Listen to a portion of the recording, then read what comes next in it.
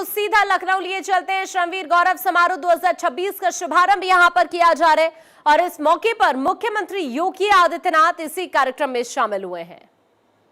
आज के इस श्रमवीर सम्मान दिवस के अवसर पर आयोजित कार्यक्रम में उत्तर प्रदेश सरकार में मंत्रिमंडल के मेरे वरिष्ठ सहयोगी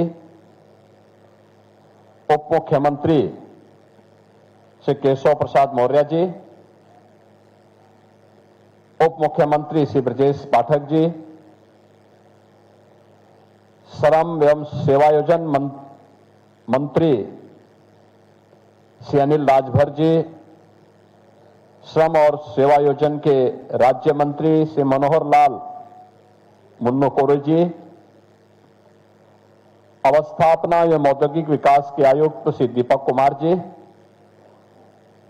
अपर मुख्य सचिव अवस्थापना एवं औद्योगिक विकास श्री आलोक कुमार जी, प्रमुख सचिव एवं अध्यक्ष Uttar Pradesh BOC W board doctor M.K.S. Sundaram ji, श्रम आयुक्त मार्कंडेय शाही जी, श्रम और सेवायोजन विभाग के हमारे सभी अधिकारीगण, प्रदेश की राजधानी लखनऊ और प्रदेश के सभी 75 जनपदों में आयोजित अलग अलग कार्यक्रमों में उपस्थित हमारे सभी अपने परिश्रम से, अपने पसीने से प्रदेश को, उत्तर प्रदेश को भारत के अनलिमिटेड पोटेंशियल का प्रदेश बनाने वाले मेरे सभी श्रमिक बहनों और भाइयों, मैं सबसे पहले आप सभी को अंतर्राष्ट्रीय श्रमिक दिवस के अवसर पर प्रदेश सरकार की ओर से हृदय से बधाई देता हूं। आप सबका मैं हृदय से अभिनंदन करता हूं।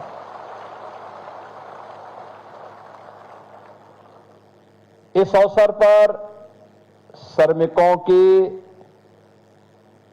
परिश्रम की एक नई मिसाल आदरणीय प्रधानमंत्री जी के मार्गदर्शन में अटल आवासीय विद्यालय के रूप में हम सबको 2023 में प्राप्त हुई थी और आज अटल आवासीय विद्यालय के उन छात्रों को, पहले बैच के छात्रों को जिन्होंने मेरिट सूची में स्थान प्राप्त किया है, उन बच्चों को सम्मानित करने और दोनों प्रयागराज और वाराणसी के अटल आवासीय विद्यालय के प्रधानाचार्यों के बीच सम्मान का एक आयोजन यहां पर मुझे श्रमिक दिवस पर करने का अवसर प्राप्त हुआ है। मैं अटल आवासीय विद्यालय के इन सभी छात्रों को, दोनों प्रधानाचार्यों के साथ साथ जिन विद्यालयों ने अच्छा काम किया है और वहां पे श्रमिकों के बच्चे पढ़ते हैं, अटल आवासीय विद्यालय डेडिकेटेड है श्रमिकों के बच्चों के लिए, या फिर मुख्यमंत्री बाल सेवा योजना, जो बच्चे कोविड कालखंड में निराश्रित हुए थे, उन बच्चों के लिए। तो स्वाभाविक रूप से मेरिट में, सीबीएसई बोर्ड की मेरिट में स्थान प्राप्त करने वाले इन बच्चों ने आपके पसीने और आपके श्रम की लाज रखी है।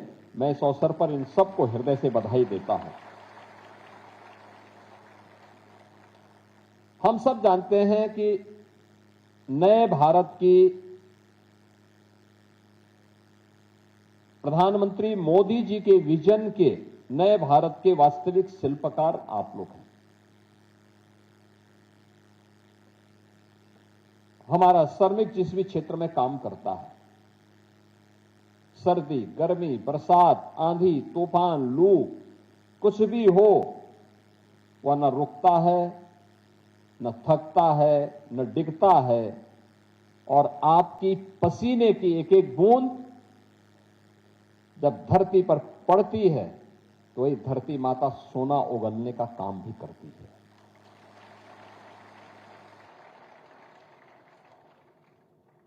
जिन श्रमिकों के परिश्रम से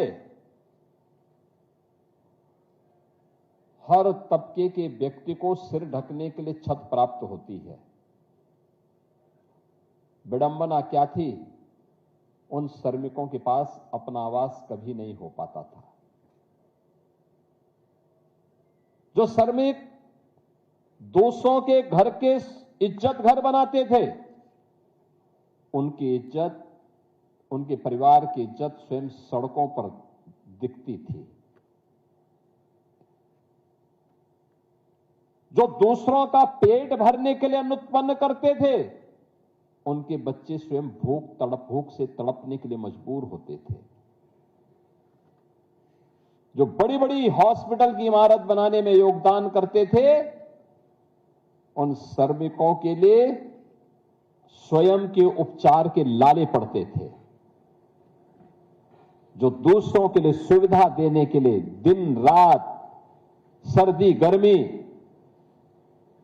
आंधी तूफान, इन सब की परवाह के बगैर कार्य करते हैं, और श्रमिक अभाव में जीता था।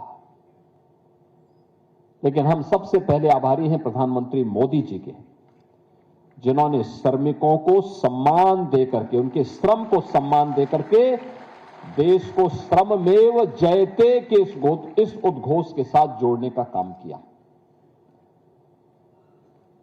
आपने केशव जी के भाषण को सुना, उन्होंने कहा कैसे श्रमिकों का सम्मान प्रधानमंत्री जी ने महाकुंभ के आयोजन के अवसर पर उनके पाद प्रक्षालन के माध्यम से, पांव प्रक्षालन के माध्यम से किया। काशी में काशी विश्वनाथ धाम के निर्माण का कार्य हो या अयोध्या में श्री राम जन्मभूमि के निर्माण के दौरान प्रधानमंत्री जी ने पुष्प वर्षा करके उन श्रमिकों के श्रम का सम्मान किया था। और इसीलिए श्रमिक भी किसी गवर्नमेंट के एजेंडे का हिस्सा बन सकता है। यह तभी संभव हो पाया है जब उस प्रकार की संवेदनशील सरकार बनती है। बहनों और भाइयों, कभी कोई सोचता था श्रमिक के पास भी अपना आवास होगा? पिछले 12 वर्ष में मोदी जी के नेतृत्व में 4 करोड़ लोगों को देश के अंदर आवास दिया गया, 4 करोड़ लोगों को। और उत्तर प्रदेश में 65 लाख लोगों को एक एक आवास की सुविधा उपलब्ध करवाई गई। प्रधानमंत्री आवास योजना या मुख्यमंत्री आवास योजना, देश के अंदर 12 करोड़ घरों में एक एक शौचालय बना। उत्तर प्रदेश के अंदर 2 करोड़ 61 लाख परिवारों के लिए एक एक शौचालय का निर्माण हुआ।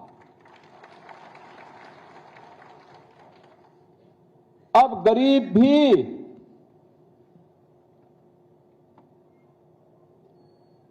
किसी भी बड़े से बड़े हॉस्पिटल में, जिस हॉस्पिटल के बनाने में किसी श्रमिक के पसीने की बूंद लगी है, उसमें गरीब का भी उपचार होगा, क्योंकि मोदी जी ने आयुष्मान भारत की सुविधा दी है। और हमारे श्रमिकों को पहले से सुविधा है। जो बचे हुए हैं उनके लिए आज मैं घोषणा करने जा रहा हूं।